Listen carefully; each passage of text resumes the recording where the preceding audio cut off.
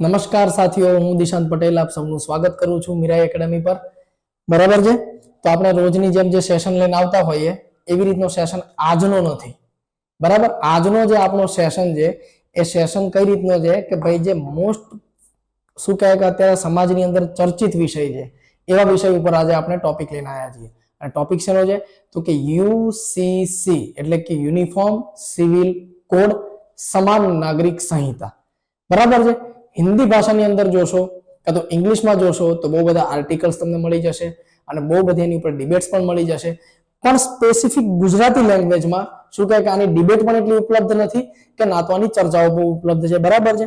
પણ મારા જે જીપીએસસી ના ભાઈઓ બહેનો છે કે જે લોકો જીપીએસસી ની તૈયારી કરી રહ્યા છે, એના સિવાય જે જાગૃત નાગરિક બનવા માંગે છે કે એક નાગરિક તરીકે તમને ખબર હોવી જોઈએ કે આ સમાન નાગરિક સંહિતા છે શું.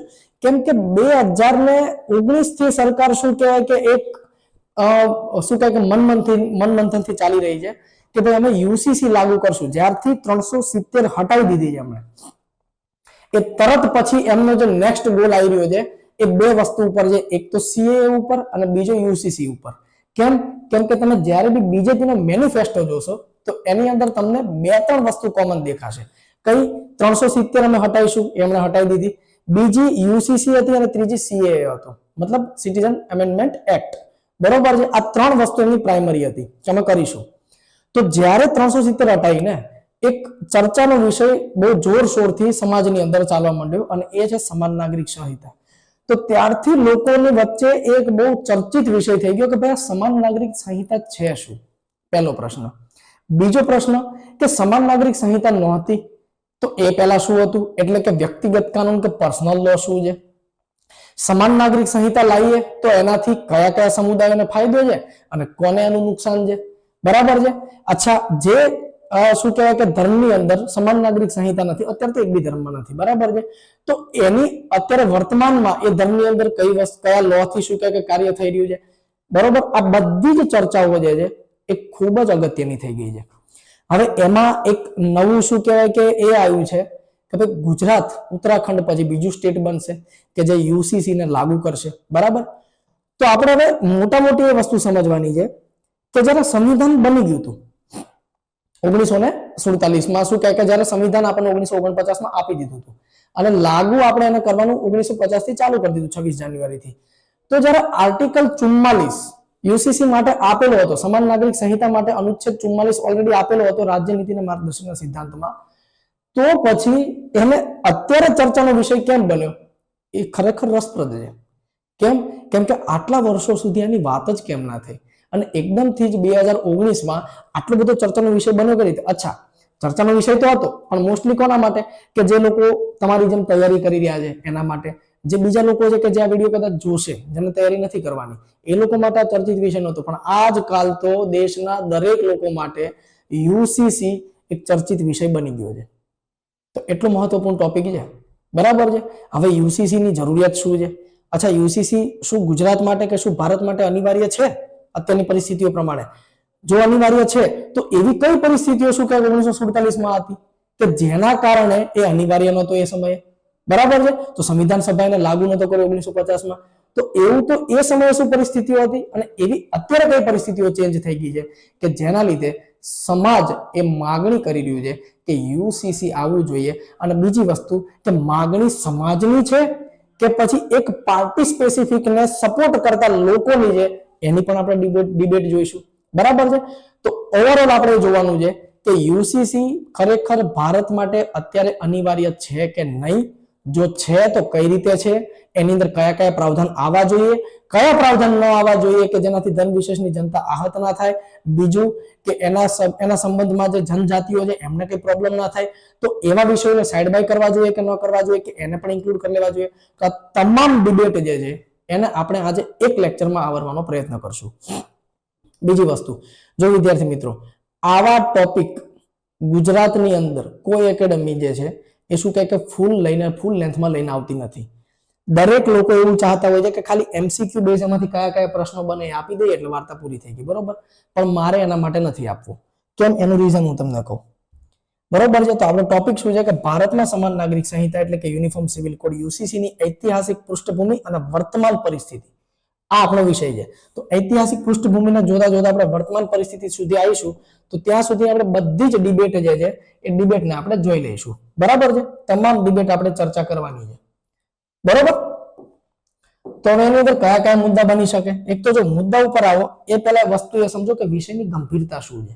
બરાબર છે? ગંભીરતા કેમ? એક જાગૃત નાગરિક બનવા માટે, બરાબર છે, એના માટે તો જરૂરી છે 110%. ભાઈ જે લોકો એક્ઝામની પ્રિપરેશન નહીં કરતા હોય એમને બી તો આ વિષય જાણવાનો ઇન્ટરેસ્ટ હશે, છે કે નહીં?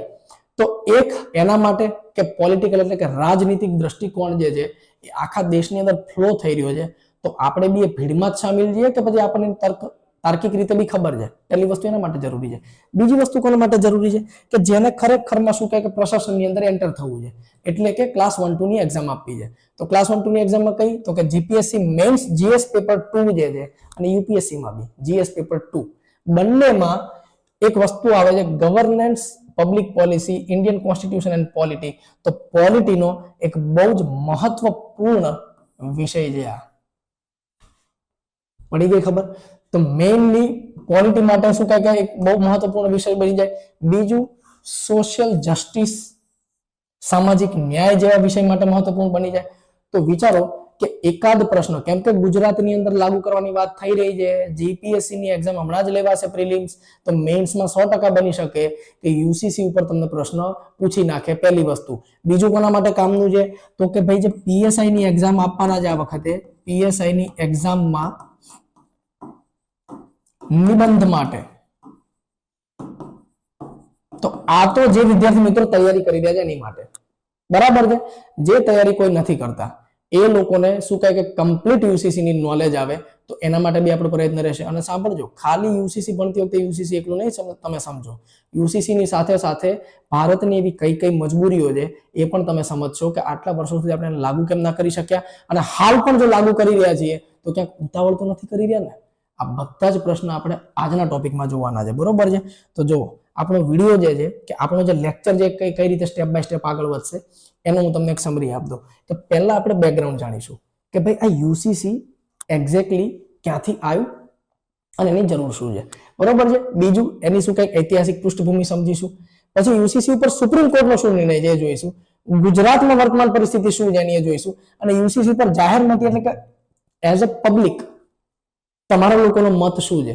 અચ્છા, જાહેરમતીમાં એક એ બી હોય કે કોઈ બી સમાજના એક સ્ટ્રક્ચરની અંદર એક ફિક્સ ક્રાઇટેરિયા હોય કે ભાઈ સમાજમાં 25% ટોપ લોકો જે હોય એ શું કહે કે મતલબ ઇન્ટેલેક્ચ્યુઅલ પીપલ્સ હોય. 50% એવા હોય કે જેને મતલબ ખબર પડતી હોય પણ ચાલે ના ચાલે જેવી પરિસ્થિતિ. 25% એવા હોય જેને દુનિયામાં કઈ બી થાય ને કઈ ફરક ના પડતો હોય, બરોબર છે. તો એવા જે 25% લોકો છે કે જેમને ફરક પડે છે, તો એ લોકો માટે આજે તાર્કિક પૂર્ણ આપણે વિચારશું કે યુસીસી ની ખરેખરમાં જરૂર છે કે નહીં, કે ખાલી આપણે રાજનીતિક શું કહેવાય કે પેલાના લીધે શું કહે કે એને ફોલો કરી રહ્યા છીએ. એવું તો નથી ને કે રાજનીતિક નેરેટિવ આપણા મગજમાં બી ઘૂસી ગયું છે પાર્ટીઓની સાથે સાથે અને આપણે બી એના સાથે એડ થઈ ગયા છીએ. તો એ વસ્તુ ન થાય એના માટેનો આપણો આજનો પ્રયાસ રહેશે. ઓકે, હવે જો યુસીસી ઉપર આપણે ચર્ચા કરીએ ને એ પહેલા હું તમને એક વાત કહી દઉં. એવું નથી કે આની પહેલા કોઈ ચર્ચા નથી થઈ, ચર્ચા તો થતી હતી, પણ કેમ કે હર હંમેશા કોંગ્રેસની ગવર્મેન્ટ જે છે એ હયાત રહી. બીજેપીની ગવર્મેન્ટ જ્યારે જ્યારે બી બની, મતલબ અટલ બિહારી વાજપેયીના સમયે તો ગઠબંધન વાળી સરકાર હતી. પણ જ્યારે 2014માં ગવર્મેન્ટ આવી તો લોકોના બહુ બધા એવા પ્રશ્ન અને બહુ બધા એવા મુદ્દા હતા કે જે શું કહેવાય કે આવરી લેવા જરૂરી હતા, પહેલી વસ્તુ. બીજી કે એમના મેનિફેસ્ટોમાં બી શું કહે કે એક પબ્લિક ઓપિનિયન હતો આવી રહ્યો કે યુસીસી વાળો. તો જેવી ગવર્મેન્ટ આવી એમણે એક કામ કર્યું. શું કામ કર્યું કે ભાઈ એક કમિટી બનાવી, બરાબર છે.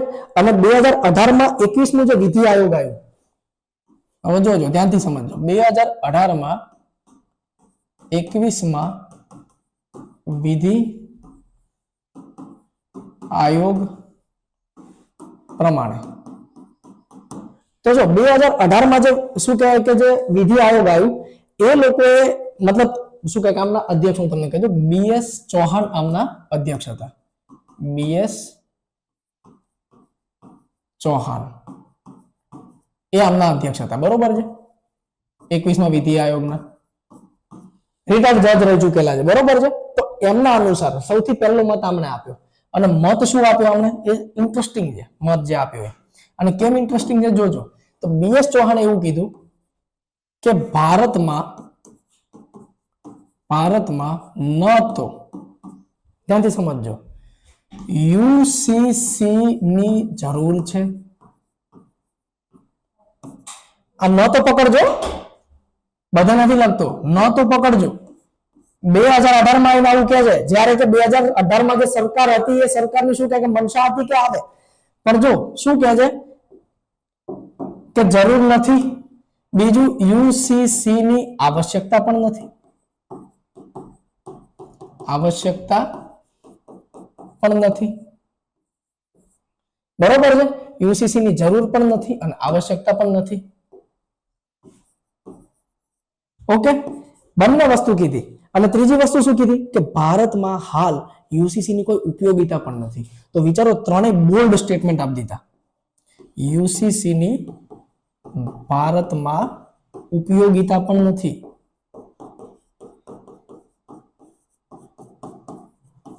તો તમને એક સીધો પ્રશ્ન દિમાગમાં પહેલા એ આવવો જોઈએ કે ભાઈ આટલું બોલ્ડ સ્ટેટમેન્ટ 2018 માં આપીને જતા રહ્યા છે આયોગ વાળા.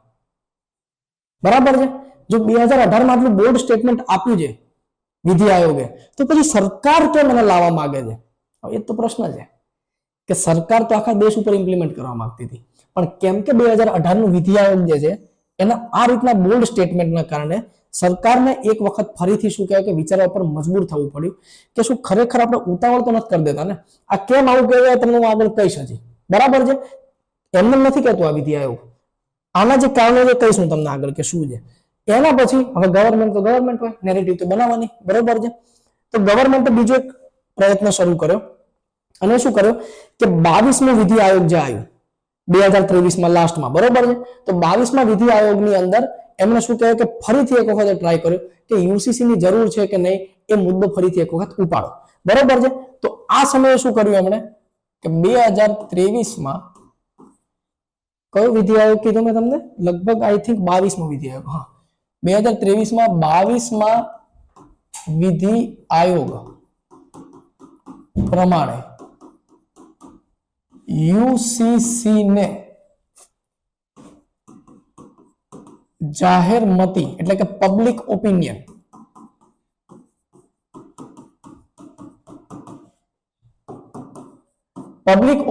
માટે ચર્ચિત વિષય બનાવ્યો. મતલબ પબ્લિક નું ઓપિનિયન માંગ્યું કે ભાઈ શું તમારે જરૂર છે યુસીસી ની? બરાબર છે, એ વસ્તુ કીધી. હવે આના અધ્યક્ષ કોણ હતા? હવે જોજો નેરેટિવ જોજો, ધ્યાનથી જોજો. હું કોઈ એક પાર્ટી વિશેષકનો માણસ છું નહીં. બરોબર છે, આપણે તો ભાઈ ક્રિટિસિઝમ કરવા વાળા, કોઈ એક પાર્ટી સ્પેસિફિક નું નહીં. પોલિસી સારી હશે તો સારી કહીશું, નહીં સારી હોય તો નહીં સારી કહીએ, બેલેન્સ હશે તો બંને બાજુ કહીશું. બરોબર છે, તો આના જે જસ્ટિસ હતા એ કોણ હતા? તો કે આર અવસ્થી જે હતા એ આના અધ્યક્ષ હતા. બરોબર છે, અવસ્થી આના અધ્યક્ષ હતા. અને આ કોણ હતા? તો કે કેરળ હાઈકોર્ટમાંથી હિજાબના વિરુદ્ધમાં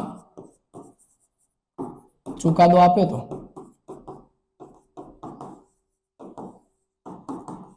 હતો. મતલબ કેરળ હાઈકોર્ટમાં જજ હતા અને કેરળ હાઈકોર્ટના જજમાં હિજાબ ઉપર જે નિર્ણય આપ્યો હતો ને એમણે એના વિરુદ્ધમાં આપ્યો હતો. બરાબર છે, તો ગવર્મેન્ટને તો આવા માણસોની જરૂર હોય કે કોણ નેરેટિવ બનાવી શકશે. અને સીધું ગવર્મેન્ટે ઇમ્પ્લિમેન્ટેશન કર્યું. કયું? તો કે 22મા વિધિ આયોગ પ્રમાણે ચર્ચિત વિષય બનાવ્યો. કોને? યુસીસી ને. તો જેવો એ ચર્ચિત વિષય બન્યો, એકદમ ડિબેટ થવા માંડી સમાજની અંદર કે ખરેખર હવે આપણે સમાન નાગરિક સંહિતાની જરૂર છે. અચ્છા, એક જોરદાર વાત હું તમને કહું કે ગામડામાં હું બી જ્યારે એક સમય રહેતો હતો ને, જે વખત મારી પ્રિપરેશન ચાલુ હતી, તો ત્યાં પાનના ગલ્લા ઉપર બી મને આ વસ્તુ પૂછવામાં આવી હતી કે યુસીસી શું છે એમ. કે હવે ભાઈ હું વિચારવા પડી ગયો કે સામાન્ય માણસને યુસીસી ની કેમ નહીં ખબર? પણ એટલા માટે કેમ કે પબ્લિક ઓપિનિયન માંગે તો પબ્લિક ઉપર ચર્ચિત વિષય થઈ ગયો હતો. બરાબર છે, તો એના લીધે છે આની જરૂર હતી. હવે મેઇન વસ્તુ શું છે કે સમજમાં એ નથી આવતું કે બોસ આ યુસીસી ની અંદર વસ્તુ કઈ કઈ આવશે. બરાબર છે, અને કઈ વસ્તુને ટાર્ગેટ કરવાની છે, પહેલી વસ્તુ.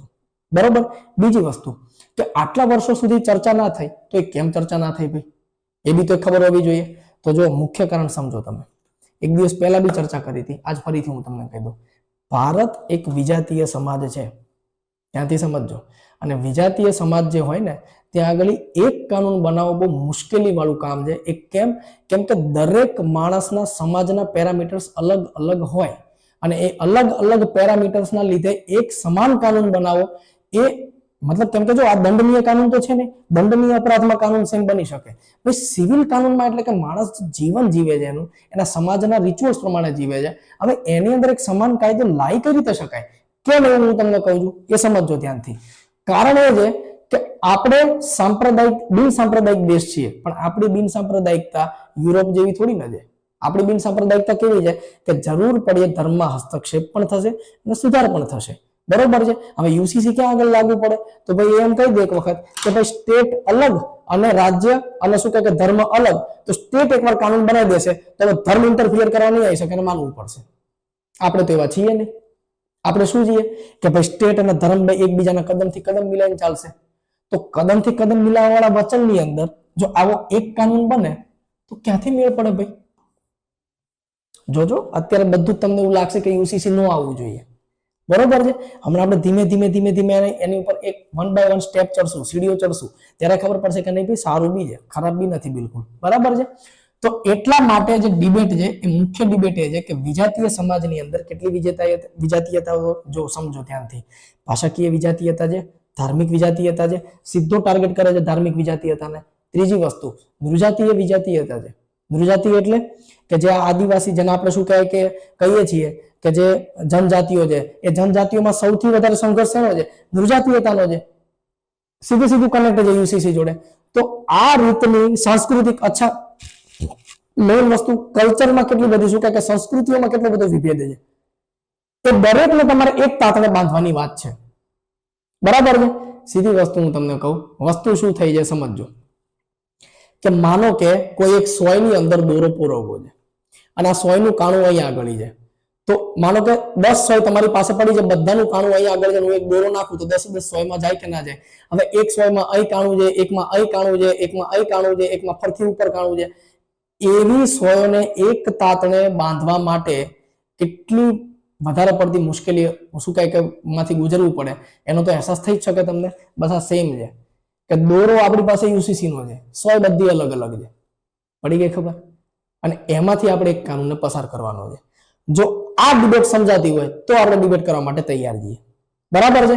કે મુખ્ય વસ્તુ શું છે કે ભારતમાં કેમ ઇમ્પ્લિમેન્ટેશન નથી? તો સીધી વસ્તુ દેખાય કે ભારત એક વિજાતીય સમાજ છે, ભાષાની દ્રષ્ટિએ, નૃજાતીયતાની દ્રષ્ટિએ, ધર્મની દ્રષ્ટિએ અને સંસ્કૃતિની દ્રષ્ટિએ.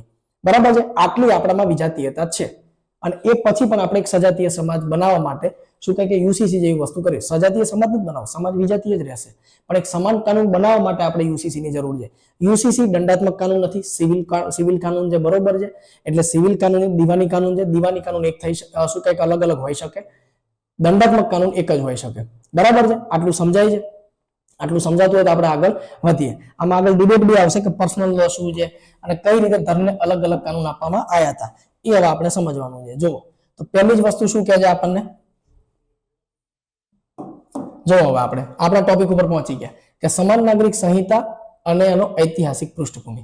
હવે ઐતિહાસિક પૃષ્ઠભૂમિ આની કેવી છે ધ્યાનથી સમજજો. જો બ્રિટિશરો ફક્ત અપરાધિક કાયદા એટલે કે ક્રિમિનલ લો, હમણાં જ આપણે વાત કરી, બરોબર છે, ક્રિમિનલ લો ને એક સરખા બનાયા, એ તો સીધી વસ્તુ છે. પણ વ્યક્તિગત કાયદાઓ એટલે કે પર્સનલ લો ને ધર્મ પ્રમાણે અલગ અલગ રાખ્યા. હવે એક વસ્તુ સમજો કે પર્સનલ લો છે શું? બરોબર છે. એ આગળ હું તમને કહું. હવે મેઇન વસ્તુ શું હતી કે આને પર્સનલ લો ને અલગ અલગ રીતે રાખ્યા. કેમ કે વિજાતીય સમાજ છે અને બ્રિટિશ સરકાર ડાયરેક્ટ ધર્મ જોડે શું કહે કે ઉલઝવા નથી માંગતી, કેમ કે ઓલરેડી પ્રોબ્લેમ અનુભવી ચૂકેલા હતા એ લોકો. તો અહીંયા આગળ શું કહે કે એનું મેઇન રીઝન શું છે? તો કે ભાઈ મુખ્ય રીઝન મને દેખાય કે ભારત વિજાતીય સમાજ છે એટલા માટે દીવાની કાનૂન સેમ ના કરે. આ એનું મુખ્ય રીઝન છે. બરાબર? આવી ગયું સમજમાં? હવે બીજી વસ્તુ શું કહે છે જોજો, ધ્યાનથી લિંક બનાવતા જોજો. બીજી વસ્તુ કે 1840 ની લેક્સ લોસી કમિટી કે જેની અંદર શું કહેવાય કે મેકાલે પણ હતા. લેક્સ લોસી કમિટી પ્રમાણે કોન્ટ્રાક્ટ અને ગુના માટે એક સમાન કાયદો હોવો જોઈએ, પણ વ્યક્તિગત કાયદાઓમાં ધર્મ પ્રમાણે છૂટછાટ રાખવી જોઈએ. આ વ્યક્તિગત કાયદો જ અત્યારે દરેક ધર્મની અંદર ચાલે છે. Muslim personal law, Christian personal law, Hindu code bill, બરાબર છે. આ બધી જ વસ્તુ ત્યાંથી ચાલે છે. આવી ગયું સમજમાં? તો અહીંયાથી આપણને દેખાય કે વ્યક્તિગત કાયદાનો શું કે કારણે છૂટછાટ આપવામાં આવી હતી. આવે છે અહીંથી સમજમાં? આટલી વસ્તુ ખબર પડે છે, બરાબર છે. તો મેન બ્રિટિશર્સ આ વસ્તુ મૂકીને ગયા હતા. હવે તમે કહેશો કે સાહેબ બ્રિટિશર્સને તો જે અમને કરવું હતું એ કરી નાખ્યું, આપણા લોકોએ શું કર્યું એ તમે કહો મેઇન વસ્તુ, બરોબર છે. તો જો હવે જ્યારે બી બંધારણ સભા આપણી બની, બરોબર છે, તો બંધારણ સભામાં એક BR આંબેડકરે કીધું હતું, એક સરદાર વલ્લભભાઈ પટેલે કીધું હતું. બંધારણીય સભામાં સરદાર પટેલના વર્ડિક્ટ એ હતા કે ભાઈ યુસીસી જે છે એને આપણે અત્યારે ઇમ્પ્લિમેન્ટેશન નથી કરવું. કેમ ઇમ્પ્લિમેન્ટેશન નથી કરવું? તો કે ભાઈ આપણે શું કહે કે બિન સાંપ્રદાયિકતાને અપનાવી છે, અને બિન સાંપ્રદાયિકતાને અપનાવ્યા પછી દેશમાં હાલ સિચ્યુએશન્સ એવી નથી કે એવી પરિસ્થિતિઓ નથી કે જ્યાં આગળ આપણે યુસીસી લાગુ કરીએ. કેમ એવું કહેતા હતા? તો કે એનું રીઝન સીધું છે કે દેશમાં એક તો હિન્દુ મુસ્લિમ ઘૃણા થઈ ગઈ હતી. કેમ? તો કે ભારત પાકિસ્તાનનો બંટવારો થયો હતો. પહેલી વસ્તુ, જે મુસ્લિમ્સ કે જે અન્ય ધર્મના લોકો ભારતમાં રહી ચૂક્યા હતા એમને એવું બિલકુલ અહેસાસ ના થવો જોઈએ કે ભાઈ આ કોઈ એક ધર્મ વિશેષને શું કહેવાય કે લગતા કાયદાઓ બનાવે છે. That is why Sardar Patel એવું કહેતા હતા કે આ ઉચિત સમય નથી કે જ્યાં આગળ આપણે યુસીસી ને લાગુ કરી શકીએ. ફર્સ્ટ થિંગ, બરાબર છે. તો સરદાર પટેલનો પક્ષ સમજાય છે. ઓકે, આમાં ઘણા એવું હતું. એક તો છે ને મોટી પ્રોબ્લેમ શું છે ખબર છે કે ગવર્મેન્ટના નેરેટિવ ચેન્જ થાય ને એટલે તમે તમારા નેરેટિવ શું કરવા ચેન્જ કરી નાખો છો એ નથી સમજાતું. કે ભાઈ આ ગવર્મેન્ટમાં ઘણીવાર તમને એવું લાગશે કે જે સરદાર પટેલને બહુ જ માને છે. અરે એવું નથી. ઇતિહાસ આખી એક અલગ વસ્તુ છે, આઈડિયોલોજી એક આખી અલગ વસ્તુ છે. સરદાર પટેલ પોતે ના પાડવા વાળા હતા કે અત્યારે આની જરૂર નથી, બરાબર છે. બીજી વસ્તુ, આંબેડકરજી સેમ વસ્તુ કહેતા હતા. શું કહેતા હતા? કે યુસીસી ભવિષ્યમાં આવવું જોઈએ 100%. ભાઈ આવું ન આવવું જોઈએ એવું કંઈક હોત તો થોડી ના 44મી અનુચ્છેદ 44માં મૂકો તેને. તેમણે કીધું કે ભવિષ્યમાં આવવું જોઈએ. પણ યુસીસી નો મૂળ કે મુખ્ય મકસદ શું હશે? તો કે એક મકસદ હશે કે એ લૈંગિક ન્યાયને શું કહે કે લિંગ ન્યાય, જો લિંગ સમાનતા લખ્યું છે ને કે લૈંગિક ન્યાય જે છે એટલે કે લિંગ સમાનતાને પ્રમોટ કરતો હોવો જોઈએ, પહેલી વાત. અને બીજું કે સ્વૈચ્છિક રીતે આવવો જોઈએ. એવું નહીં કે સરકાર નેરેટિવ બનાવીને આવી જવો જોઈએ. પબ્લિકમાં એટલી મેચ્યોરિટી આવી જવી જોઈએ, પબ્લિક એટલી મેચ્યોર હોવી જોઈએ કે જો સરકાર લઈને બી આવે છે તો એની ઉપર વિરોધ પક્ષના આક્ષેપ ના લાગે. સમજાય છે કઈ રીતે? ભાઈ વિરોધ પક્ષ આટલો ઉકળેલો કેમ છે? કેમ કે એક વર્ગ સમુદાય કે ધર્મ વિશેષ નથી ચાહતો કે યુસીસી આવે. એનો મતલબ કે સમાજના એક તબક્કાને બિલકુલ પસંદ નથી. હવે જે ડિબેટ ઊભી થાય છે એ અહીંયાથી ઊભી થાય છે કે સર સમાજના એ એક જ તબક્કાને પસંદ નથી. હું નામ નહીં લઉં કોને પસંદ નથી. કેમ કે એક નેરેટિવ એવું બનાવવામાં આવ્યું છે કે મુસ્લિમ સમાજ જે છે એના માટે યુસીસી જે છે એ યોગ્ય નથી, બરાબર છે. તો ક્રિશ્ચનો માટે યોગ્ય છે. ક્રિશ્ચન મેરેજ એક્ટ ની અંદર સીધી એક વસ્તુ છે, છૂટાછેડાના અંદર એમાં દેવાના હોય. જે બી લોકો જોઈ રહ્યા છે ને એમને બી કદાચ ખબર હશે આ વસ્તુ કે પુરુષ વ્યભિચાર કરે. પુરુષ વ્યભિચાર કરવાનો મતલબ કે પુરુષ મેરેજ પછી કોઈ અન્ય જગ્યાએ લફડું કરે, દેશી ભાષામાં કહું લફડું કરે તો જે ક્રિશ્ચન મહિલા છે એને છૂટાછેડા નહીં આપી શકે. પણ જો આ જ વસ્તુ ક્રિશ્ચન મહિલા કરે તો પુરુષ એને છૂટાછેડા આપી શકશે. તો કેટલો અતાર્કિક કાનૂન છે. તેને જરૂર છે યુસીસી ની? બિલકુલ. મુસ્લિમોમાં ટ્રિપલ તલાક જેવું શું કહે કે અંદર મૂકેલું છે, પ્રાવધાન મૂકેલું છે. આટલો ખરાબ પ્રાવધાન કે 3 વખત કોઈ બોલ દે શું કહે કે એના છૂટાછેડા થઈ જાય. કે જેને જન્મ સુધી સાથ નિભાવવા માટે જે મેરેજ કર્યા છે એ તમે એકવારમાં તોડ નાખો 3 શબ્દથી ખાલી. તો એવી અતાર્કિકતાઓ હતી પર્સનલ લોમાં જેના લીધે સરકારને જરૂરિયાત મહેસૂસ થઈ કે ભાઈ શું કહે કે એક સમાન કાનૂન હોવો જોઈએ. હવે તમે એમ કહેશો કે સર તો હિન્દુમાં આવું કશું જ નથી. હિન્દુઓમાં આના કરતા પણ વધારે શું કે હું પોતે હિન્દુ છું પહેલા કહી દઉં, બરાબર છે. એટલા માટે કેમ કે જોઈન કો કહેવામાં છે કે આ બધું શું કે નેરેટિવ ઊંધું ફેલાવે છે. કેમ કે ગવર્નમેન્ટ હારી એટલી સ્ટ્રોંગ છે ને કે કશું વિરુદ્ધમાં બોલાતું નથી, બરાબર છે. એટલા માટે તો હું પોતે બી હિન્દુ છું એટલા માટે હું તમને કહું છું કે આપણા જે શું કહે કે રિચ્યુઅલ્સ હતા ને એમાં બી બહુ બધી ખરાબ માન્યતાઓ હતી. આ તો ભલું થાય ડોક્ટર BR આંબેડકરનું કે જેમને શું કહે કે નહેરુજીને હિન્દુ કોડ બિલ લાવવા માટે શું કહે કે ઉત્સુક કર્યા. અને આ હિન્દુ કોડ બિલની અંદર છૂટાછેડાનું પ્રાવધાન, મેરેજ કઈ રીતે થશે એના પ્રાવધાન, એડોપ્શન કઈ રીતે થશે એના પ્રાવધાન, સંપત્તિનો અધિકાર કઈ રીતે આવશે એ બધા જ પ્રાવધાન આની નીચે મૂક્યા, બરાબર છે. તો પણ આજ પણ હિન્દુઓમાં જે શું કહેવાય કે સ્ત્રી છે, જે ફિમેલ છે, એને સંપત્તિ મળે છે કાયદેસરની? તમે કહેશો ખાસર મળે છે. કઈ રીતે? નામની. તમે સંપત્તિ ક્યાં આપો છો? સંપત્તિ તો ભાઈના નામે થઈ જાય છે. જ્યારે કે મુસ્લિમોમાં બહુ સારી વસ્તુ છે કે એક ફિમેલની શું કહે કે પોતાની સંપત્તિ એ લોકોને મળે છે, તો સંપત્તિની દ્રષ્ટિએ તો તમે બી ખોટા છો. સીધી વસ્તુ છે. તો દરેક એક કાનૂનની અંદર પ્રોબ્લેમ છે. પર્સનલ લો જેટલા બી છે બધાની અંદર તાર્કિકતાની કમી છે, અને એ તાર્કિકતાની કમી છે એના લીધે યુસીસી ની જરૂર પણ છે. પડી ગઈ હવે ખબર? આવ્યું હવે સમજમાં? બરાબર છે. તો જો હવે અહીંયા એક વસ્તુ સમજો કે તો યુસીસી માં મુખ્ય પ્રાવધાન કયા છે? યુસીસી માં મુખ્ય ચર્ચાના વિષયો, તો મુખ્ય પ્રાવધાન કયા કયા આવી શકે એ આપણને સીધી ખબર પડવી જોઈએ. તો એક વસ્તુ મેરેજ એક્ટ, એટલે કે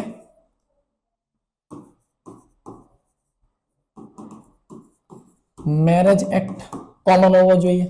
બરોબર છે. પછી બીજું છૂટાછેડા ના કાયદાઓ સમાન હોવા જોઈએ. છૂટાછેડાના કાયદાઓ. ત્રીજું છે એડોપ્ટ, એટલે કે દત્તક બાળક લેવાના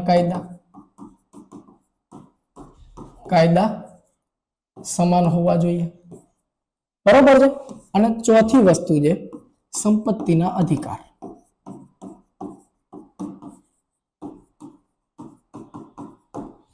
હવે ન ખબર હોય તો એક વાત કહું હું તમને, ક્યાં ક્યાં ડિસ્ક્રિમિનેશન થાય છે ધ્યાનથી સમજજો. છૂટાછેડામાં ક્રિશ્ચન મુસ્લિમ બંનેમાં, મેરેજ એક્ટમાં હિન્દુની અંદર, સંપત્તિમાં હિન્દુની અંદર, આ બધી જગ્યાએ તો ડિસ્ક્રિમિનેશન થાય છે. અને એટલા માટે જ આ જે બાળક દત્તક લેવાની વાત છે, આ મુસ્લિમ્સની અંદર શું કહે કે એક કારણ બને છે કે જ્યાં આગળ શું કહે કે કાયદો સમાન નથી, એના લીધે પ્રોબ્લેમ્સ આવે છે. તો આ ચાર મુખ્ય બાબત છે: મેરેજ એક્ટ, છૂટાછેડાનો કાયદો, દત્તક બાળક લેવાનો કાયદો અને સંપત્તિનો અધિકાર. આ ચારને સેમ બનાવવા માટે યુસીસી ની જરૂર છે. સીધું સમજાય છે? પડી ગઈ ખબર કે યુસીસી ની જરૂર કેમ છે? યુસીસી માં મુખ્ય ચર્ચાના વિષય કયા છે? બરાબર છે. હવે બીજી વસ્તુ કે પર્સનલ લો શું છે ભાઈ, તો એ સમજાવો સાહેબ. આગળ બોલી ગયા પર્સનલ લો. પર્સનલ લો ખબર ના પડી સાહેબ. વ્યક્તિગત કાનૂન કોને કહેવાય ખબર ના પડી. તો પર્સનલ લો એને કહેવાય કે ધાર્મિક સ્વતંત્રતા બનાવી રાખવા માટે વિશેષ પ્રકારના સિવિલ કાનૂન આપવામાં, એટલે કે દીવાની હકો આપવામાં આવે, દીવાની કાનૂન આપવામાં આવે, એને પર્સનલ લો કહેવાય. તો શું? સીધું જ ધાર્મિક સ્વતંત્રતા બનાવી રાખવા માટે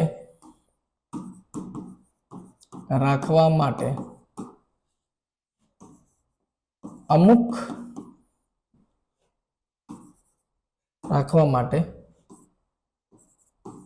દીવાની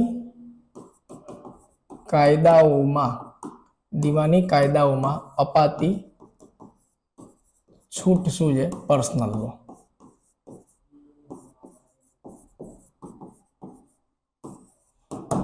સમજાય જાય?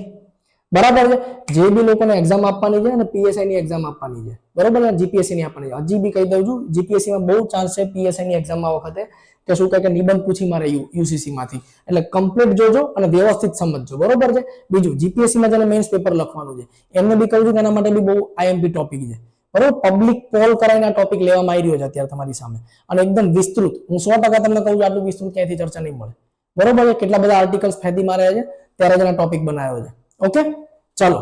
અને જે લોકો જોઈ રહ્યા છે પોતાના જ્ઞાન માટે, એમને બી હું 100% કહું છું કે આટલું જોયા પછી તમે યુસીસી ઉપર 100% પૂરેપૂરા શ્યોર થઈ જશો કે એના સમર્થનમાં રહેવાય કે ન રહેવાય, તો પછી મોડરેટ રસ્તો અપનાવાય. હોય તો શું ફરક પડે, ન હોય તો શું ફરક પડે, એ બી ખબર પડશે. બરાબર છે. ચલો, તો આટલી વસ્તુ સમજાઈ ગઈ તમને કે પર્સનલ લો શું છે અને યુસીસી ની જરૂર શું છે. બરાબર. બે વસ્તુની ડિબેટ આપણે સમજ્યા. કઈ વસ્તુની? કે ઐતિહાસિક પૃષ્ઠભૂમિ શું હતી, કે અંગ્રેજો શું વસ્તુ કરીને ગયા. બરાબર છે. અંગ્રેજો વસ્તુ શું કરીને ગયા એ સમજ્યા. પછી બંધારણીય સભાએ શું કર્યું એ સમજ્યા. અને બંધારણીય સભા પછી આટલા વર્ષ પછી લઈને આવ્યા, તો એમાં આપણે એ વસ્તુ સમજ્યા કે ભાઈ 18મું શું કહે કે 21મું વિધેયક અને 22મું વિધેયક શું કહેતું હતું, બરોબર છે. તો એ આખી ડિબેટ આપણે જોઈ લીધી. હવે વર્તમાનની જે ચર્ચા છે એને આપણે મેઇન ખાસ તરીકે ચર્ચા કરવાની છે. ભાઈ આની તમને પીપીટી મળી જશે અને પીપીટી તમારે જોઈતી હોય તો સીધી મળશે મીરા એકેડમીની ટેલિગ્રામ ચેનલ ઉપરથી. ત્યાંથી બોર્ડ વર્ક જે કર્યું છે એની સાથે મળશે. મીરા એકેડમીની ટેલિગ્રામ ચેનલ જોઈન કરવી હોય QR કોડ સ્કેન કરી દો, સીધા ત્યાં પહોંચી જશો. બરોબર છે. ચલો આ એકવાર જોઈ લેજો. રોજ અમારા શું કહે કે ટાઈમિંગ છે, રોજ લાઈવ લેક્ચર આવે એના, બરાબર છે. એમાં આપણે પીવાયક્યુ ની સેશનની ચર્ચાઓ કરીએ છીએ. હવે આપણી સામે પ્રશ્ન ઉભો થાય કયો, તો કે યુસીસી ઉપર સુપ્રીમ કોર્ટના અભિગમ શું છે. પણ એ ઉપર જઈએ એ પહેલા આપણે એક ઓપિનિયન બનાવીએ કે ભાઈ યુસીસી માં જો આટલી વસ્તુ આપવામાં આવી રહી છે તો યુસીસી ની જરૂર છે કે નહીં, અને જો છે તો કોના માટે, એટલે કે કયા સમૂહ માટે, અને નથી તો શા માટેની જરૂર નથી. બરોબર છે. આની એક આપણે ખાલી ચર્ચા એકલી કરીએ, બરોબર છે. અને ચર્ચાની અંદર મુખ્ય વિષય કયા હશે આપણા, તો કે એક હશે લિંગ સમાનતા, એક હશે જનજાતિઓ વિશેષ માટે, અને એક હશે ધાર્મિક વિજાતીયતા માટે. મેઇન તો 3 જ વસ્તુ છે ને. સમજો સરકારનો તર્ક શું છે એ ધ્યાનથી સમજજો. સરકાર તર્ક એવો આપી રહી છે કે ભાઈ લિંગ સમાનતા થાય એના માટે થઈને અમે યુસીસી લાવીએ છીએ. કઈ રીતે કે ભાઈ સંપત્તિમાં એનો અધિકાર નથી, છૂટાછેડાની બાબત એટલે કે ટ્રિપલ તલાક જેવો કેસ આપણને સીધો જ દેખાય છે, ક્રિશ્ચિયન મેરેજ એક્ટમાં આપણને સીધી વસ્તુ દેખાય છે. તો કે ભાઈ એવી બધી બાબતો માટે શું કહે કે જે ફિમેલ્સ છે, જે વિમન્સ છે, એમની પર ડિસ્ક્રિમિનેશન થાય છે, એટલે કે વિરોધીકરણ થાય છે. તો એ ન થાય એના માટે થઈને અમે યુસીસી લાવીએ છીએ. ચલો આ બાબતને માની આપણે રાઈટ કરી દઈએ, બરોબર છે, કે એના માટે થઈને યુસીસી તો આવવું જોઈએ ભાઈ, બરાબર છે, સીધું દેખાય છે આપણને. બીજું કે છે જનજાતિ વિશેષ માટે. હવે એક વાત કહો મને કે જનજાતિ જે છે એ તો મેઇન સ્ટ્રીમ જે સમાજ લાઈન છે એનાથી કપાયેલી છે. આદિવાસીઓ આપણા સમાજમાં રહે છે? નહીં રહેતા. એમના સંસ્કૃતિ અલગ છે, એમનું કલ્ચર અલગ છે, એમના દેવી દેવતા અલગ છે, બધું જ અલગ છે. આ તો સનાતનમાં તમે પોરવી દીધા છે એમને. બાકી એ તો એમ કહે છે કે અમે તો કોઈનામાં નથી, બરાબર છે. કેમ કે એમની પોતાની એક જીવન જીવવાની જે શું કહે કે જે પદ્ધતિ છે એ બિલકુલ અલગ છે સમાજથી, અને ચાહતા બી નથી તમે ઇન્ટરફિયર કરો એની અંદર. તો જ્યારે હવે આવું કઈ બી થશે કે લગ્ન એક જ રિવાજથી થવા જોઈએ, એક જ કાનૂનથી થવા જોઈએ, છૂટાછેડા એ સેમ કાનૂનથી થવા જોઈએ, દત્તક બાળક સેમ કાનૂનથી થવું જોઈએ, સંપત્તિનો અધિકાર મળવો જોઈએ, તો તમને એવું નથી લાગતું કે તમે આમનું જે કલ્ચર છે એમાં ઇન્ટરફિયર કરી રહ્યા છો? તો નુકસાન કોને છે? જનજાતિનો તો પ્રોબ્લેમ છે ભાઈ. આ ટોપિક ઉપર કોઈ ચર્ચા જ નથી કરતો. કેમ કે સીધા અહીંયા આગળ મેથી મારવા આવી જાવ છો. શું કરવા? કેમ કે નેરેટિવ બનાવ્યું છે આપણા બધાની વચ્ચે કે જો પેલા ધર્મવાળા શું કરે છે, વિરોધ કરે છે, કે આનો દેશ વિરોધી છે. અરે દેશ વિરોધીની વાત છોડો, એકચ્યુઅલી નેરેટિવ બન્યું કેમ એ સમજો. બંધારણીય સભામાં જ્યારે હિન્દુ કોડ બિલ આવ્યું ને, તો શ્યામા પ્રસાદ મુખર્જીએ પહેલી જ વસ્તુ કીધી. શું કીધું? ખાલી હિન્દુ કોડ બિલ લઈને કેમ આવો છો? તો બધા જ ધર્મની અંદર રિફોર્મ્સ લઈને આવો, ખાલી હિન્દુઓના કેમ? પ્રશ્ન જ ખોટો છે. કેમ પ્રશ્ન ખોટો છે? ભાઈ તમારા ધર્મની અંદર જો સુધાર થઈ રહ્યો છે તો પ્રોબ્લેમ શું છે તમને? હું ના નથી પાડતો દરેક ધર્મમાં સુધાર હોવો જોઈએ, પણ એ ટાઈમે સિચ્યુએશન અને પરિસ્થિતિ એવી હતી કે પાકિસ્તાન અલગ થયું હતું, તો દેશની અંદર જે માઇનોરિટી રહે છે એને કમસે કમ ભરોસો હોવો જોઈએ કે આ દેશની અંદર અમારું કંઈ ખોટું નહીં થાય. તો એ વખતે જે સંવિધાન શું કહે કે જે મંત્રીમંડળ હતું એમણે એ વિષયને સાઈડ બાય કર્યો કે ભાઈ માઇનોરિટીઝમાં અત્યારે કોઈ ચેન્જ નથી કરવા, પણ જે મેજોરિટી જે પબ્લિક રહે છે દેશની અંદર એ લોકોમાં આપણે કંઈક સુધાર કરીએ, પછી ધીમે ધીમે ક્રમિક સુધાર લાવતા જઈશું. પણ પ્રોબ્લેમ શું થયો? આમાં પ્રોબ્લેમ શું કહે કે બીજી ગવર્મેન્ટનો બી છે, એ કન્ટિન્યુ જીતતા રહ્યા, કોઈ દિવસ બીજા કોઈ ધર્મમાં રિફોર્મ જ ના કર્યા. કેમ ના કર્યા? કેમ કે વોટ બેંક બનાવીને બેસી ગયા. અને જો વોટ બેંક બનાવીને બેસી ગયા તો હવે તમને એમાં સુધાર કરવાનો મોકો જ નહીં મળે. કેમ કે જ્યારે બી સમાજમાં સુધાર થાય, સમાજ એને પહેલા એક્સેપ્ટ ના કરે. એકદમ સીધી સરળ વસ્તુ છે. તો જ્યારે 2014માં ગવર્મેન્ટ આવી તો એકચ્યુઅલી કંઈ ખોટું નથી કરી રહી, અમુક વસ્તુ સાચું બી કહે છે. શું કે ભાઈ તમારા ધર્મની અંદર કોઈ રિફોર્મ જ નથી થયો, અને હવે સમાજની ડિમાન્ડ છે, સમયની ડિમાન્ડ છે, સમય માંગે છે કે હવે એની અંદર રિફોર્મ કરો. તો જ્યારે રિફોર્મ કરવાનું કે છે તો બે વસ્તુ થઈ શકે. એક, ધ્યાનથી સમજતા જજો, આજની ડિબેટ આ ડિબેટ જ છે એમ સમજજો. એક શું છે કે ભાઈ કાં તો છે ને પર્સનલ લો ની અંદર પર્સનલ લો ને તાર્કિક બનાવી દો, લો તાર્કિક બનાવો. મતલબ એમાં જે શું કહેવાય કે જે અંધશ્રદ્ધાઓ છે ને, જે ખોટી ખોટી વસ્તુઓ કે જે લિંગ ભેદ થાય છે, સીધો પુરુષોને વધારે હક મળી જાય છે, એ બધું કાઢો એમાંથી. પર્સનલ લો તાર્કિક બનાવો. અને જો નથી બનાવી શકતા એનો એ જ પર્સનલ લો પકડી રાખવો છે, તો પછી અમે તો ભાઈ લાવવાના. શું લાવવાના? તો કે યુસીસી લાવો.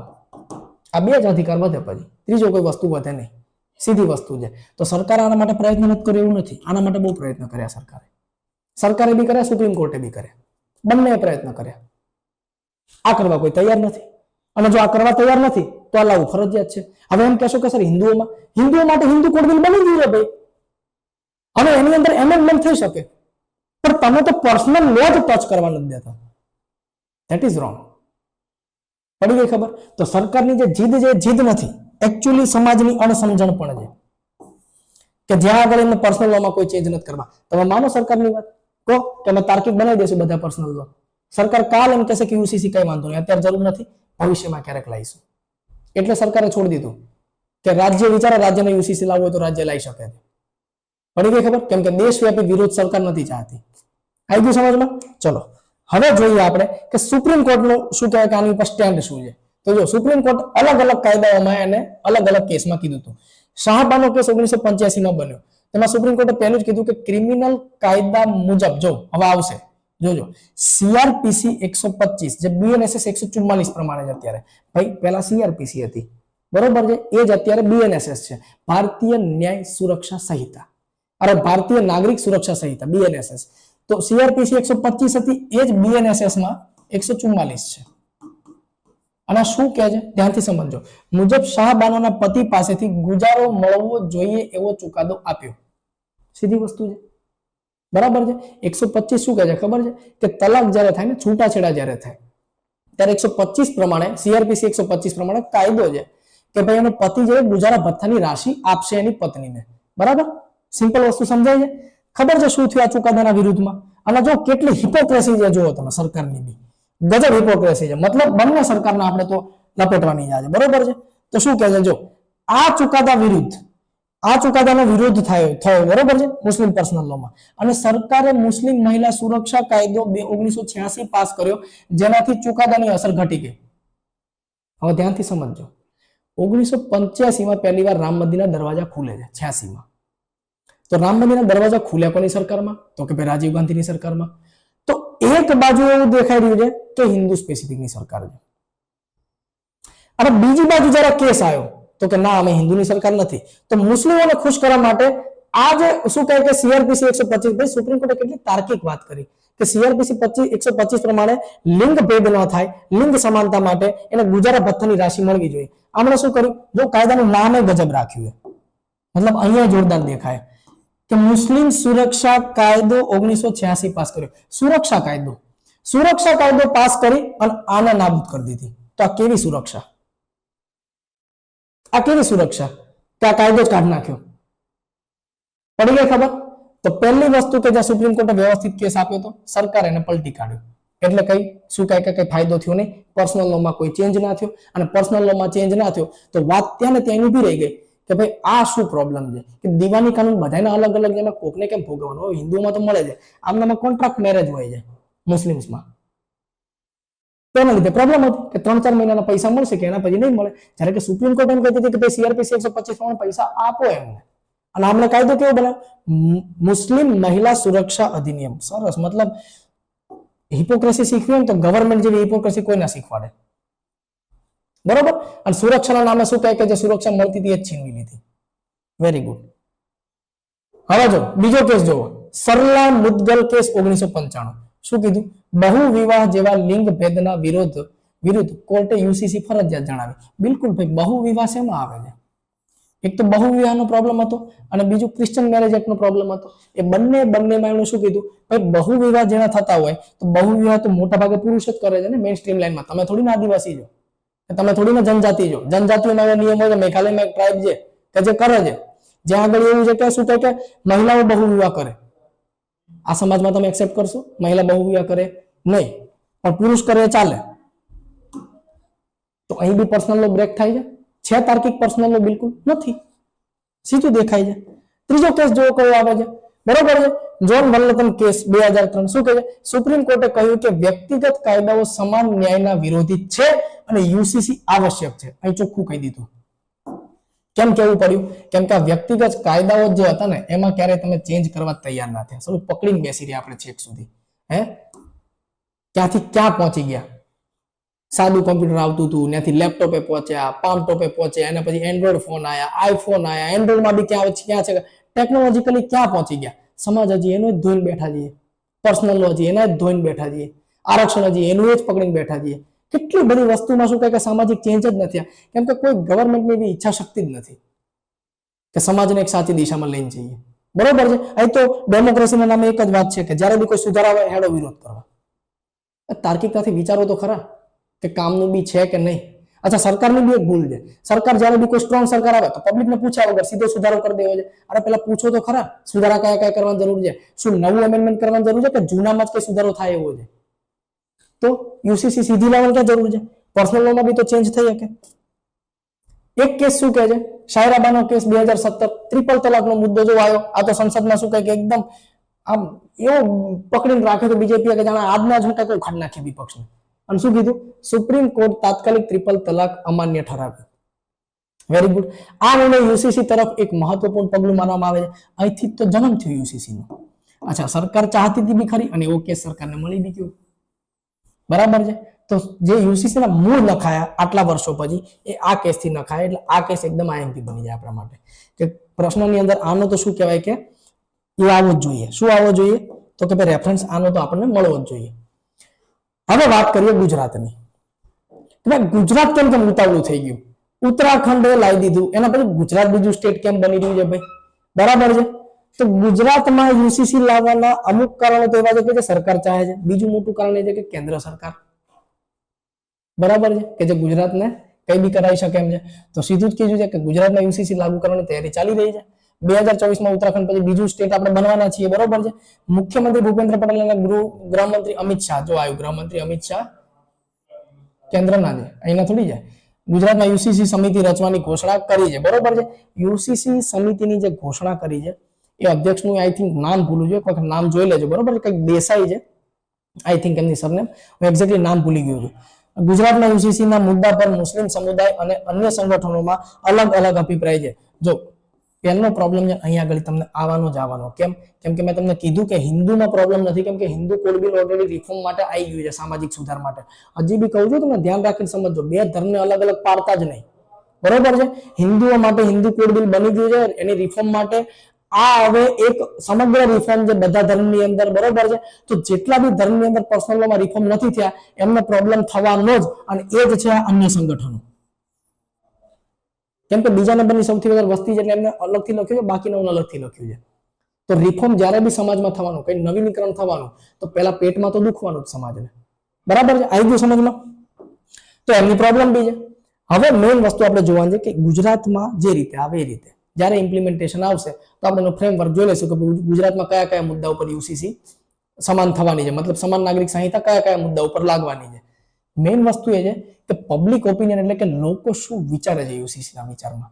તો જો સમર્થક જે છે યુસીસીના, આપણે તો ડિબેટ પૂરી કરી નાખી એટલે તમને ખબર જ હશે કે ભાઈ સાહેબ અમને એટલી તો ખબર પડી ગઈ કે તમે એક વસ્તુ શું કહે કે ક્યારના ગળા ફાડી ફાડીને કહો છો કે મેઇન ઉદ્દેશ્ય એવો જોઈએ કે જે આંબેડકરે કીધો હતો કે લિંગ સમાનતા હોવી જોઈએ. વિચારો કેટલો બુદ્ધિવાળો માણસ હતો એ.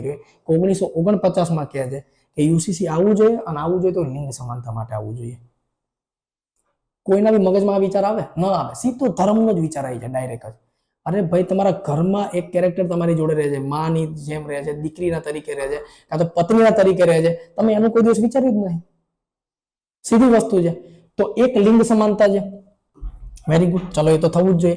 બીજું, નાગરિકો માટે એક સરખા કાયદા લાગુ કરવાથી રાષ્ટ્રીય એકતા વધશે. ચલો માની લીધું કે રાષ્ટ્રીય એકતા વધશે, ઇટ્સ ઓકે.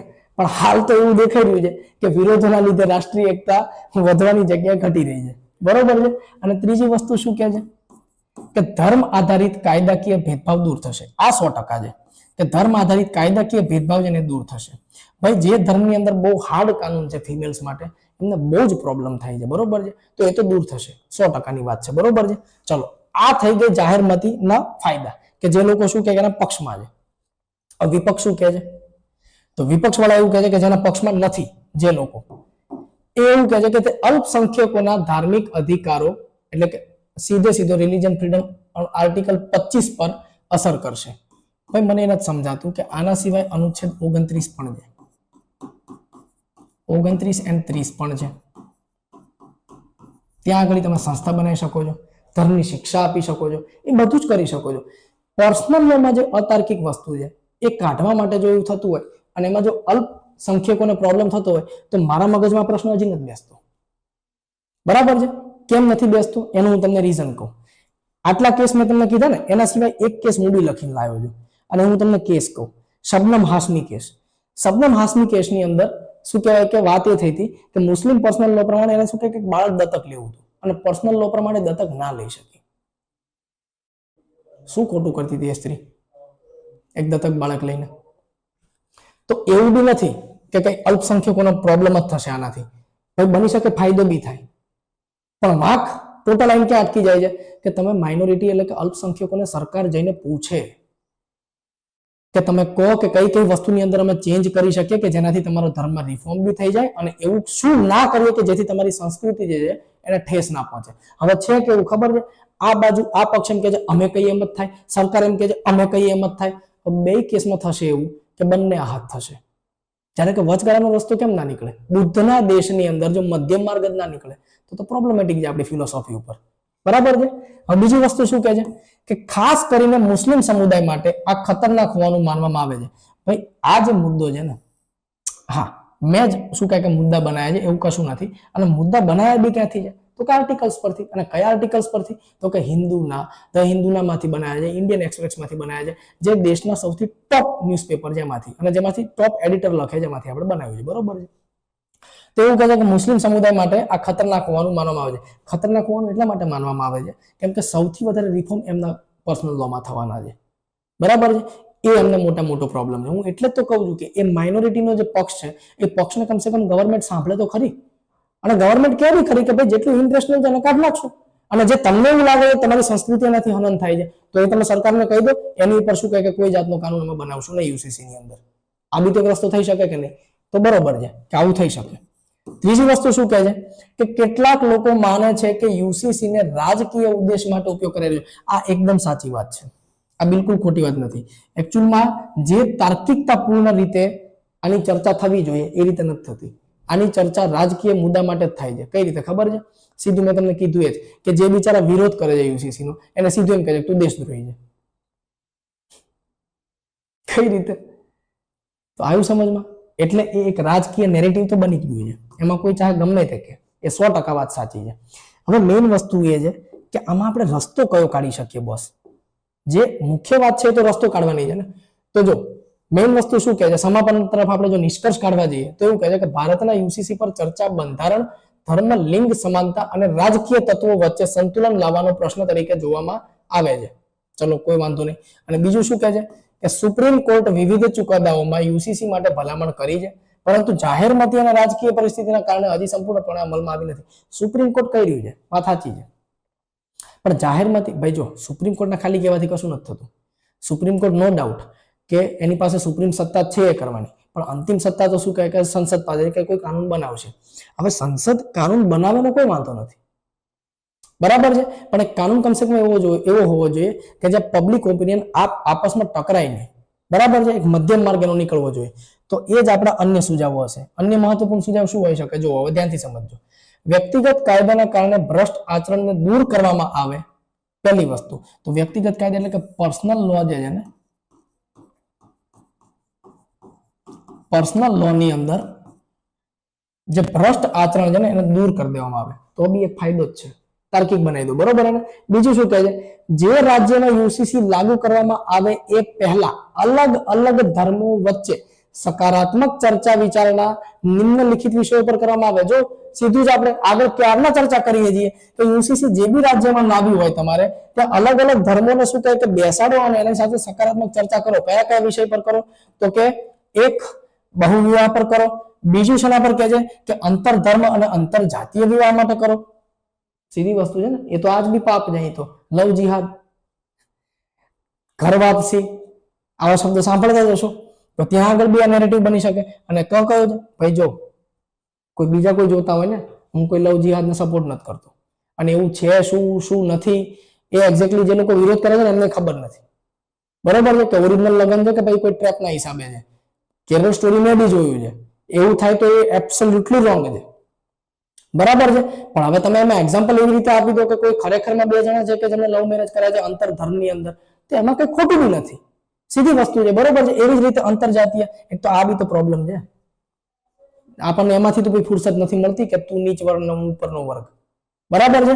તો એક આની ઉપર ચર્ચા થવી જોઈએ. અને ત્રીજું, બાળકને દત્તક લેવાના સંબંધમાં અને બાળકની કસ્ટડી પ્રાપ્ત કરવાના સંબંધમાં આ ત્રણ મુખ્ય રીતે જો ચર્ચા કરો ને તમે તો બી બહુ છે. કેમ કે જ્યારે બી વિવાહની વાત આવશે તો આની અંદર બે વસ્તુ એડ થઈ જશે સીધે સીધી. એક વિવાહ અને બીજું છૂટાછેડા. વિવાહ અને છૂટાછેડાની ચર્ચા આપોઆપ થઈ જશે. પડી ગઈ ખબર? બરાબર, આવી ગયું સમજમાં? તો એક આ બની શકે કે અલગ અલગ ધર્મો બેસે, ચર્ચા વિચારણા કરે, સરકારને કહે કે ભાઈ આટલી આટલી વસ્તુ કરી શકાય. આ ચર્ચા ઉપર આપણે ડિબેટ કરીએ અને જોઈએ કે કઈ કઈ વસ્તુઓ કયા પ્રસંગોમાં ખોટી છે અને આ પ્રમાણે શું સુધારા થઈ શકે એવા છે. ત્રીજું એવું કહે છે કે દરેક ધર્મ ખુલીને ચર્ચા કરે અને તાર્કિક દલીલોના માધ્યમથી સીઆરપીસી 125, બીએનએસએસ 144 નો અધિકાર મહિલાઓને આપવામાં આવે. આ તો હોવું જ જોઈએ 110%. બરાબર છે. લિંગ ભેદ તો હોવો જ ના જોઈએ. બાકી બધું એક સાઈડ પર ચાલશે. કેમ? કેમ કે ધર્મ એક સમુદાય સ્પેસિફિક નો છે. બરાબર છે. જનજાતિ એક સમુદાય સ્પેસિફિક છે. અરે યાર, લિંગ ભેદનો મતલબ સીધો છે કે તમારા ઘરની અંદર એક સદસ્ય તમારી સાથે એવું રહી રહ્યું છે. સમાજનો બીજો સૌથી મોટો વર્ગ પુરુષ પછી સ્ત્રી છે યાર. તો એને કઈ રીતે આમાંથી વંચિત કરી શકાય? તો આ તો હોવું જ જોઈએ. બરાબર છે. ચોથું શું છે? યુસીસી નો મૂળ ઉદ્દેશ્ય લૈંગિક ન્યાય પર આધારિત હોવો જોઈએ, નહીં કે ધર્મ આધારિત. 110%. આના પર કામ કરો તમે. શું કરો? ખોટો ખોટો ધાર્મિક વિરોધ પોતાના ઉપર લો છો, પણ નહીં, એમાં સરકારને મજા નહીં આવે તો વોટ બેંક ક્યાંથી બનાવશે? જો આની ઉપર ગવર્મેન્ટ વધારે કામ કરવા તૈયાર હોય તો ધીસ ઇઝ અ બેસ્ટ કે યુસીસી આવવું જોઈએ. જો ખાલી આના ફોકસ કરતી હોય ગવર્મેન્ટ તો યુસીસી નો આવવું જોઈએ. નોંધ, લૈંગિક ન્યાય વ્યક્તિગત કાયદામાં સુધારથી પણ થઈ શકે, માત્ર એના માટે યુસીસી ની જરૂર નથી. એકદમ સીધી વાત છે. જો પર્સનલ લોમાં શું કહે કે એ લોકો પરમિશન આપી દે, ઇટ્સ ઓકે, કઈ વાંધો નહીં. બરાબર છે કે શું કહેવાય કે અમે લૈંગિક ન્યાયને શું કહે કે ફરજિયાત બનાવવા માટે એમાં ચેન્જ કરીશું, તો યુસીસી ની તમારે જરૂર જ નથી. જો હજી બી કહું છું, શબ્દ હાર્ડ હોઈ શકે. બરાબર છે. જે રીતે બોલું છું કદાચ એવું લાગે કે કોઈ જે સ્પેસિફિક વિચારધારાથી જોડાયેલા હોય એમને ખોટું પણ લાગી શકે. બરાબર, પણ આપણે ચર્ચા એ વસ્તુની નથી કરતા. ચર્ચા આપણી એ છે કે એક લાર્જ સમુદાય કે જે આપણી વચ્ચે જીવતો છે, શું એના માટે આપણે કંઈ કરી શકીએ એમ છીએ? જો કરી શકીએ એમ છીએ તો 100% આપણે એનો પક્ષ લેવો જોઈએ. પહેલી વસ્તુ. અને ખાલી હું નથી કહેતો, રાઇટિંગમાં આર્ટિકલ્સ બી આ જ વસ્તુ કહે છે. બરોબર છે કે જ્યારે બી નેરેટિવ આ બન્યું યુસીસી માટે ધર્મ આધારિત, તો એ ડિઝાસ્ટર થશે. પણ જો લૈંગિક આધારિત બન્યું તો એ ફાયદેમંદ સાબિત થશે આખા દેશ માટે યુસીસી. બરાબર. અને પછી ક્રમિક રીતે ધીમે ધીમે સુધારા કરો. એમાં ડાયરેક્ટ એક સાથે આખા ફ્રેમ લાવી થોડી જરૂરી છે. અને લાસ્ટમાં શું કહે છે કે ભારતીય સમાજ વર્તમાનમાં કલ્યાણ આધારિત દ્રષ્ટિકોણની જગ્યાએ અધિકાર આધારિત દ્રષ્ટિકોણ પર આગળ વધી રહ્યો છે. એનો મતલબ કે સરકાર સમાન અધિકાર સુનિશ્ચિત કરે તો લોકો એમનું કલ્યાણ આપોઆપ કરે છે. સમાન અધિકારની વાત છે, સમાન કાનૂનની વાત નથી. એટલે ધ્યાનથી સમજજો શું કહી રહ્યા છે કે લૈંગિક ન્યાયની અંદર માનો કે તમે લિંગ સમાંતર કરી દેશો તો લોકો આપોઆપ એમનું ભલું કરી લેશે. કેમ કે હવે આ એ ભારત નથી કે જ્યાં આગળ આ ભારત ખાલી સરકાર ઉપર ડિપેન્ડન્ટ હોય. આ એ ભારત છે, આ એ નવું ભારત છે કે જ્યાં આગળ જો સરકાર ખાલી થોડોક સપોર્ટ આપી દેશે, થોડોક એક અધિકાર આપી દેશે તો લોકો આપોઆપ એ અધિકાર કઈ રીતે વાપરવો એને ખર્ચ કરતા શીખી જશે. પડી ગઈ ખબર? આવી ગયું સમજમાં? તો આ જ હતી આખે આખી યુસીસી ની ડિબેટ. બરોબર છે. તો ડિબેટને એક વખત ફરીથી કન્ક્લુડ કરી દઈએ કે ડિબેટ મુખ્ય રીતે આપણે કરવાની શું વસ્તુ છે. બરોબર છે. પહેલી વસ્તુ, ઐતિહાસિક પૃષ્ઠભૂમિ દેખાય આપણને બ્રિટિશર્સ દ્વારા. બરોબર. બીજું, બંધારણીય સભા શું વિચારતી હતી, ખાસ કરીને સરદાર પટેલ અને શું કહે કે ડોક્ટર બી આર આંબેડકર, એ બંને શું વિચારતા હતા, એ બંનેનું આપણે જોઈએ પછી આપણે સીધો વિચાર આવે કે 2017 એકદમ ફરીથી કેમ શૂટ થઈ ગયું. તો કે એક તો આપણે દેખાય સાયરાબાનો કેસ, બરોબર છે, અને બીજું આપણને શું દેખાય કે 2018માં 21માં વિધિ આયોગ આવ્યું, એને પૂછવામાં આવ્યું, એના પછી 2023માં ફરીથી 22મું વિધિ આયોગ આવ્યું, એને પૂછવામાં આવ્યું. બંનેના નેરેટિવ પછી પબ્લિક ઓપિનિયન બન્યો. પબ્લિક ઓપિનિયન થ્રુ પાર્ટી જે નેરેટિવ બનાવવા જઈ રહી છે, શું એ નેરેટિવ બરાબર છે, યોગ્ય છે કે નહીં? જો યુસીસી આવવું જોઈએ તો કઈ બાબત પર આવવું જોઈએ, ન આવવું જોઈએ તો કઈ બાબત પર ન આવવું જોઈએ, એ પ્રશ્ન આપણા દિમાગમાં બિલકુલ ફિટ હોવા જોઈએ કે યુસીસી ની ખરેખરમાં જરૂર ધર્મ આધારિત છે કે લિંગ આધારિત, યુસીસી ની ખરેખરમાં જરૂર સામાજિક સુધાર છે કે પછી સામાજિક વિરોધ, યુસીસી ની ખરેખરમાં જરૂર જનજાતિઓ માટે છે કે મુખ્ય સમાજ માટે છે. ખાલી જનજાતિઓને શું આમાંથી બાકાત કરી શકાય? આવું કઈ કરી શકીએ આપણે? જો આ બધા જ મુદ્દા ક્લિયર હોય આજના વિડીયો પછી, તો ભાઈ કેવો બી નિબંધ આવે કે કેવો બી પ્રશ્ન આવે, બંને ટેકલ થઈ જશે. અને જે લોકોએ પરીક્ષા નથી આપવાની, જો એવો લોકો જોઈ રહ્યા છે, તો 100% કહું છું કે હવે તમે એટલા તાર્કિક બની ગયા છો કે યુસીસી કઈ રીતે આવવું જોઈએ જેની સરકારને ખબર પડી જોઈએ. હવે એવું નહીં હોય તમને કે ફલાણો વિરોધ કરે છે તો દેશ વિરોધી છે, બરાબર? જેવો વિરોધ કરતો દેખાય એને બી થોડુંક સમજાવો તો વધારે સારું રહેશે.